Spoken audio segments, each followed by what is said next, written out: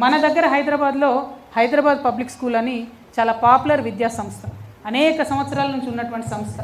ఆనాడు నిజాం ఉన్నప్పుడు అది ఆయన జాగీర్ ఉంటే దాన్ని తీసి స్కూల్ పెట్టుకోమని ఇచ్చినటువంటి సంస్థ. అంటే ఎసెన్షియలీ హైదరాబాద్ పబ్లిక్ స్కూల్ది అది గవర్నమెంట్ ల్యాండ్, ప్రభుత్వం యొక్క భూమి. అంటే ప్రభుత్వ భూమి, ప్రభుత్వ హయాంలో నడిచేటటువంటి హైదరాబాద్ పబ్లిక్ స్కూల్ని ఈసారి 120% ఫీజు హైక్ చేసిండ్రు. 120%.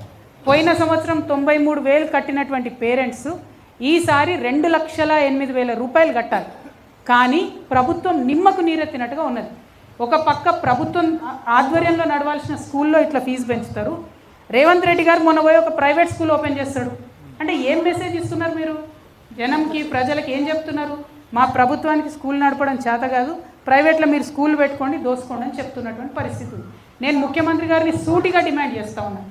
హైదరాబాద్ పబ్లిక్ స్కూల్ అనేటటువంటిది ప్రభుత్వం ఇచ్చినటువంటి భూమిలో నడిచేటటువంటి సంస్థ.